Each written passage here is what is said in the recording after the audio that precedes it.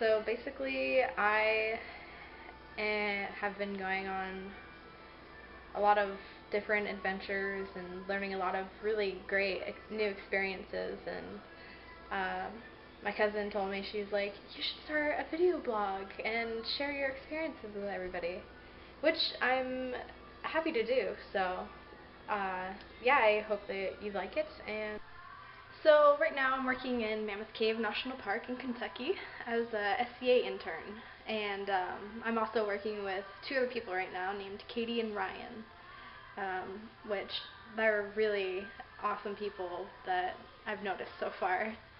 Um, Katie is from Virginia, and Ryan is from New Hampshire, and actually me and Ryan found out that we lived like 15 minutes away from each other.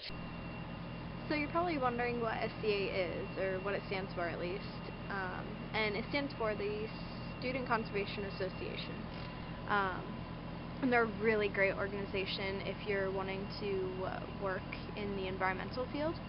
And then they're also really good for like high school camps, so to speak. I did it when I was a high school student, and you're working with 7 other people, 2 of which are crew leaders, and yeah, you're basically just like out in the woods and national parks and doing trail work, and they have other stuff too that high school students do, but the internships are really great because there's so many different opportunities. Like I'm doing trail monitoring right now, and they're having us do like a bunch of different stuff, so we're going to be able to do like bird banding, and then we're doing water sampling right now, and I think we're helping out with their bat surveys too, which will be really cool, and then just whatever else comes our way. The SCA has a bunch of different internships, like GIS, and then just like full-on birding ones, biology, I don't know, I mean, there's just so many opportunities, but if you want to check them out, you can go to thesca.org, and you can see it at the bottom here, but yeah, check it out. So right now we're just doing some trail monitoring as our main job, and been doing water sampling too, and then just a bunch of various other things also. It was just like an orientation day. We got a tour of the park, and then we figuring out how to read maps more, well, specifically their maps, so their national park map. And yeah, the next couple days we did some GPS configuration and water sampling. Oh, we posted a trespassing sign for ginseng because they have a plant here, and we are trying to protect it because they caught a group of people here, and they are now facing some penalties. So we put up some signs just to, warn people a little more than what the warnings were before, and tell them like, yo, if you take this plant, we're gonna come find you, and it's not gonna be good. And we also did some gypsy moth trap, or put them up on big old trees and stuff. And gypsy moths are attracted to that, so they'll fly into the little box that we have. And I can show you that too next week, because we'll be doing more of those traps. And they'll fly in, and the walls of the box are like coated in glue, like this really sticky glue. And so when they fly in, they're just trapped and eventually die. So some of you are probably wondering why we're trapping the gypsy moths and killing them. Not really killing them, but we're just trapping them, and I guess they kind of starve to death. So, but gypsy moths are invasive, and they were brought over here by, I think, some scientist, and he wanted to try breeding the gypsy moths with another type of moth to get silk or make like silkworms. But unfortunately, that plan of his did not really work out, and yeah, they did not breed.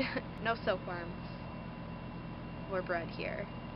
Um, but yeah, so now they're just invasive, and you see them a lot on the East Coast. If you're just like driving down and you see like this huge patch of dead trees, you can bet your dollars that it's probably because gypsy moths. They eat off all of the leaves, and it makes it so that the trees die. And they just like, you'll see them too if you're up in the New England area or just like in the Appalachian mountain range, Appalachia mountain range. They're just everywhere. There's these huge like nets of, they make these nets in the tree limbs, and I mean, we don't have them in Mammoth Cave right now, but they're east of here, so they're coming. And so that's why we're putting the traps up.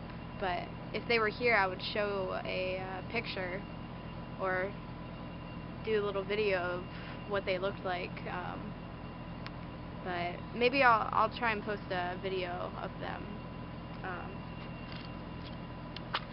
But yeah, so that is why we are trapping all the gypsy moths, because they are not native, so they don't belong in the US, first of all.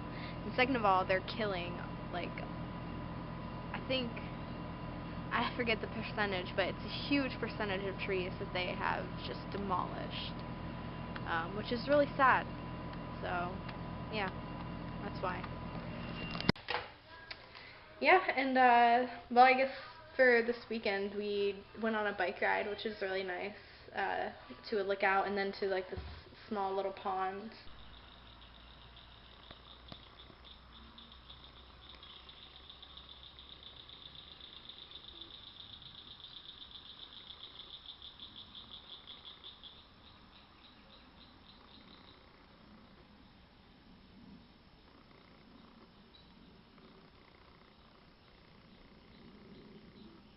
Yesterday, actually, we just went on a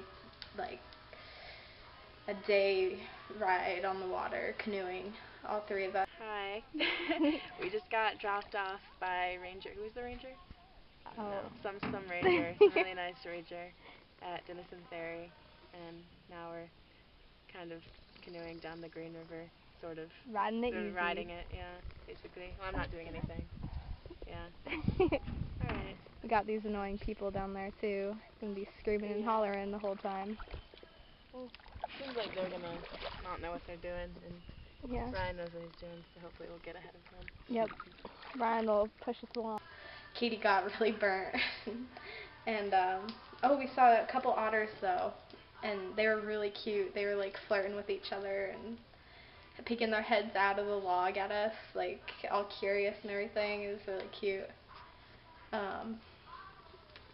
Yeah, that's about it for now.